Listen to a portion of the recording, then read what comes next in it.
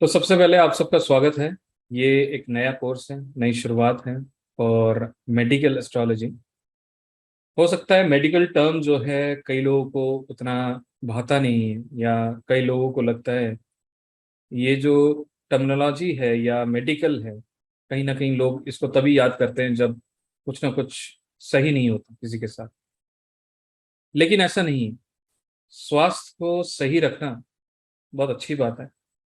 अगर हमें यह पता चले कि किस तरह की समस्या हमारे साथ हो सकती है, तो हम अगर पहले से ही आगाह हो जाए तो कहीं ना कहीं वो हमें मदद करती है। तो सबसे पहले जितने भी लोग जुड़े हैं उनको नमस्कार and thank you very much for joining this session. And I will try my best to give and deliver the best possible training. जो भी मेरी क्षमता में होगा मैं पूरी तरह से कोशिश करूंगा।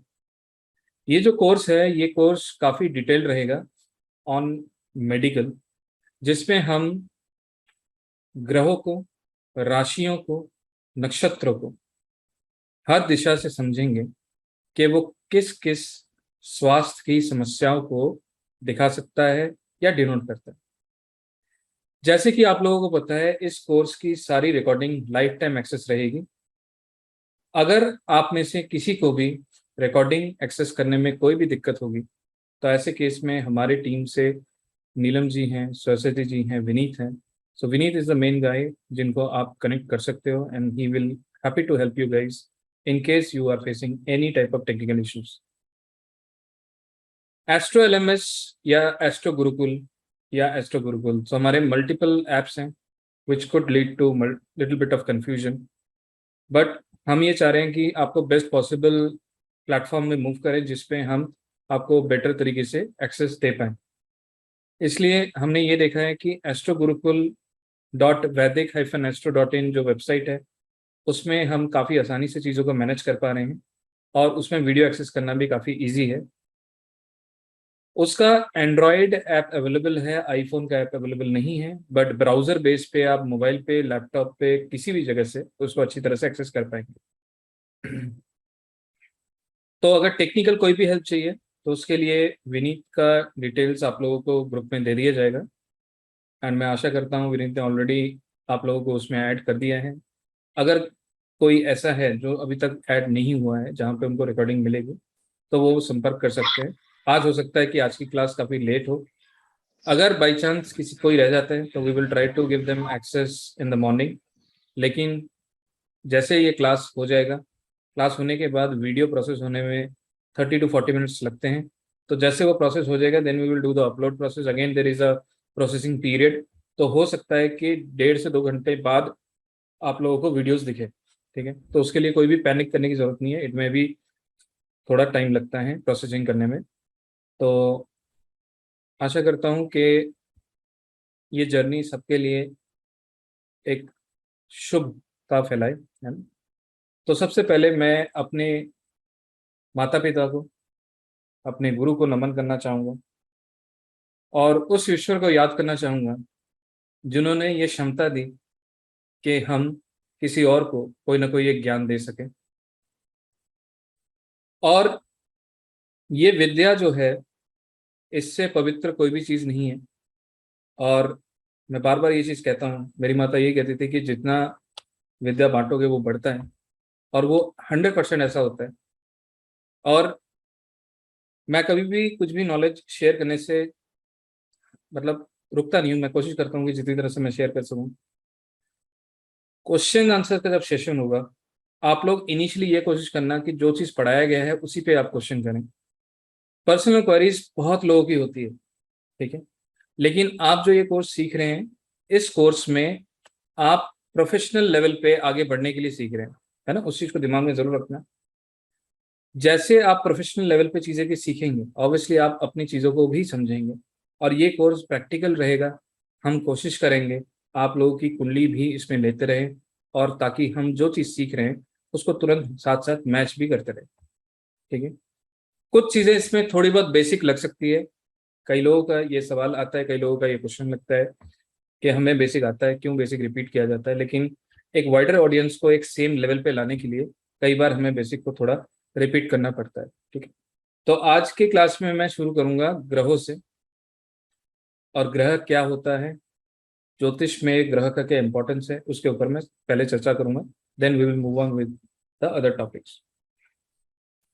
तो अभी इनिशियली आप ये मत सोचिए कि कुंडली कैसे बनाई जाती है, कुंडली कैसे देखी जाती है, कौन सा ग्रह कहाँ है, मेरा लगन नक्षत्र ये है। ये सारी चीजें धीरे धीरे करके आएगा।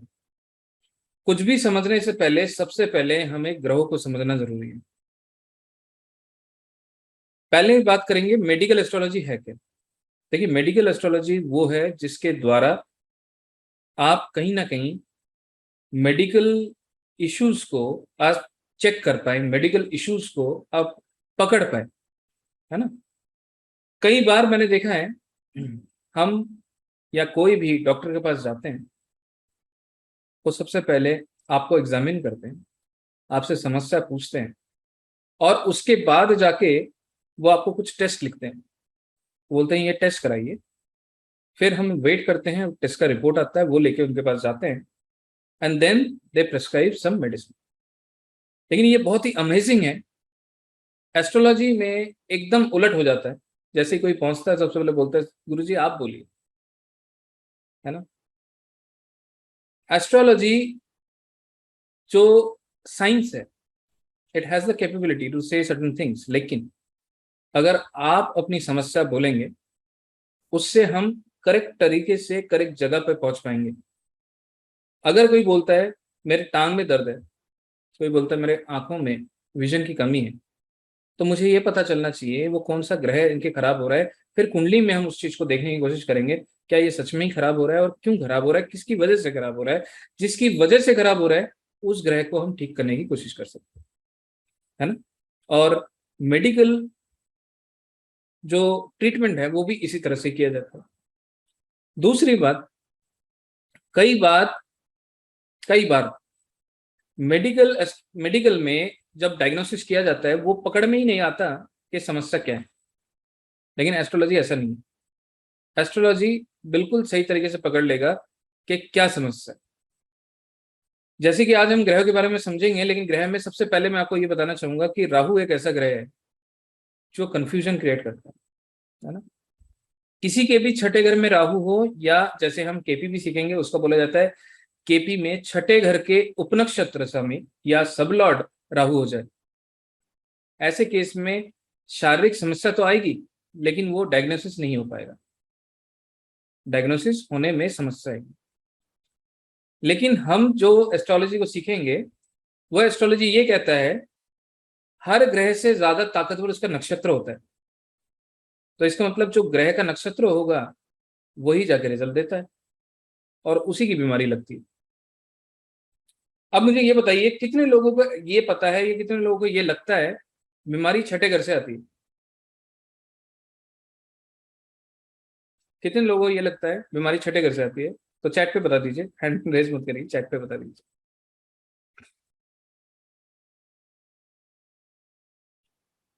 नहीं, लेकिन ये पूरा सत्य नहीं है।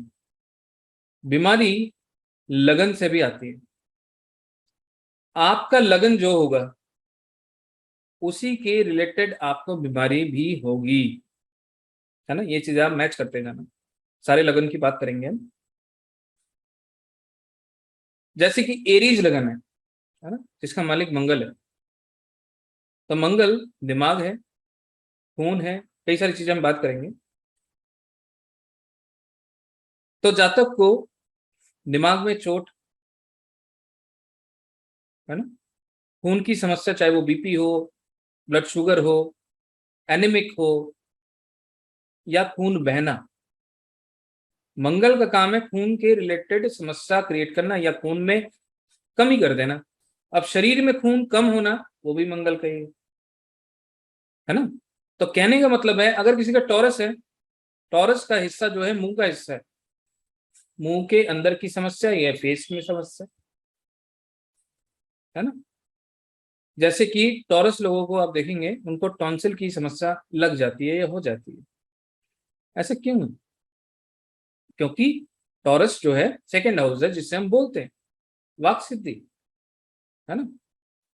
तो कहने का मतलब है सिर्फ छठा घर ही नहीं, लगन से भी बीमारियां आती हैं। लेकिन हम लगन को तो रिकवरी भी कहते हैं, जो बीमारियों को ठीक करता है। लेकिन ऐसा नहीं है, जो बीमारी ठीक करते हैं वो बीमारी देते भी हैं। कई लोग ये बोलते हैं भाई भगवान बीमारी तो ठीक करते हैं लेकिन भगवान ही बीमारी देते हैं, है ना। लेकिन कहने का मतलब ये है, लगन आपकी शुरुआत है और ईश्वर ने आपको इस जन्म में यहाँ पे दिया है, तो हर चीज देके भेजा है। तो good and bad can be seen from the lagna as well, है ना। इसलिए कहा जाता है overall health is checked from the first house. Overall health is check from the first house. तो अगर किसी जातक को हेल्थ रिलेटेड समस्या आ जाए तो उसको हम पहले घर से भी देख सकते हैं, ठीक है। तो पहला घर इंपॉर्टेंट है, छठा घर इंपॉर्टेंट है। लगन के लिए मुसीबत कौन सा घर है? आठवां घर। तो इसलिए मुसीबत जो है वो भी लगन में समस्याएं क्रिएट करती है। इसका मतलब बीमारियां आठवें घर से भी आती है। बीमारी को रोकने वाला घर कौन सा है? कई लोगों को अगर समझ नहीं आ रहा तो उनको डरने की बात नहीं है, क्योंकि हम इस चीज को प्रैक्टिकली भी बताऊंगा मैं और थियोरेटिकली भी बताऊंगा। अभी जस्ट इंट्रो में आपको समझाने की कोशिश करता हूँ। बीमारी या आठवें घर को रोकने का काम है आठवें से आठवें का, मतलब थर्ड हाउस। बीमारी से रोकने का काम है आठवें से आठवां, जो कि तीसरा घर होता है, ठीक है। तो कहा ही जाता है जिसका आठवें घर का सबलॉट तीसरा ले ले वो इंसान दीर्घ आयु।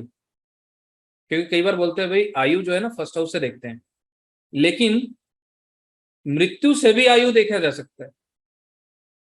मृत्यु आठवां घर है, लेकिन मृत्यु आठवां घर पूरी तरह से नहीं है। आठवां घर दिखाता है मोड ऑफ डेथ। आठवां घर बताता है मोड ऑफ डेथ, कि मृत्यु अगर आएगी तो किस तरह से आ सकती है। तो उस मृत्यु को काटने वाला उसका आठवां, ठीक है। आपको काटने वाला आठवां है ना, मतलब आपके स्वास्थ्य को, आपके आयु को खत्म करने वाला या उसको कम करने वाला आठवां है, ठीक है जी। वैसे ही मृत्यु को खत्म करने वाला उसका आठवां है। इसलिए third house very very important. Okay, तो हमने मोटा मोटा कुछ चीज समझा, क्विकली रिपीटिंग कर रहा हूँ, मतलब रिपीट कर रहा हूँ। तो first house and sixth house ये दोनों ही बीमारी दे सकते हैं, लेकिन फर्स्ट हाउस रिकवरी भी लाता है, या फर्स्ट हाउस ओवरऑल हेल्थ को बताता है। आठवां घर पहले को, और पहले घर को मतलब आपको मुश्किलें पैदा करता है, जो बीमारियों को दे सकता है। क्योंकि हम आज बीमारी के ऊपर ही बात कर रहे हैं तो उसी पर्सपेक्टिव में समझेंगे। और आठवें को कमी करने के लिए उसका आठवां उसको कम करता है, मतलब थर्ड हाउस, ठीक है। फिर बोला जाता है रिकवरी का घर कौन सा है, मतलब अगर आपको कोई भी समस्या आए जीवन में, हेल्थ में, तो ठीक कौन करेगा? पांचवा घर करेगा। किसी को पता है ये पांचवा घर रिकवरी का है? तो यस लिखेंगे, है ना, जिनको पता है। Fifth house is recovery.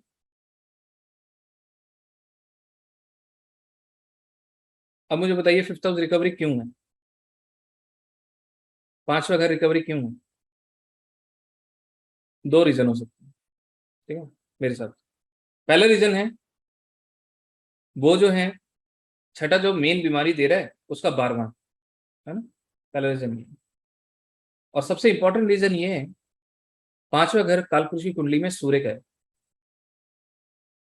कभी भी आप सूर्य को सुबह के वक्त देखें या सूर्य जब अपनी चरम सीमा पे हो उसके वो देखेंगे क्या और कुछ दिखेगा? आपकी आंखें चुरिया जाएंगी। तो आप क्या बोलेंगे, भाई सिर्फ सूर्य ही दिख रहा है और कुछ नहीं दिख रहा। तो जहां सूर्य है हर चीज खत्म है वहां पर। मतलब क्या है? The dark is डेमोलिश्ड bye sun.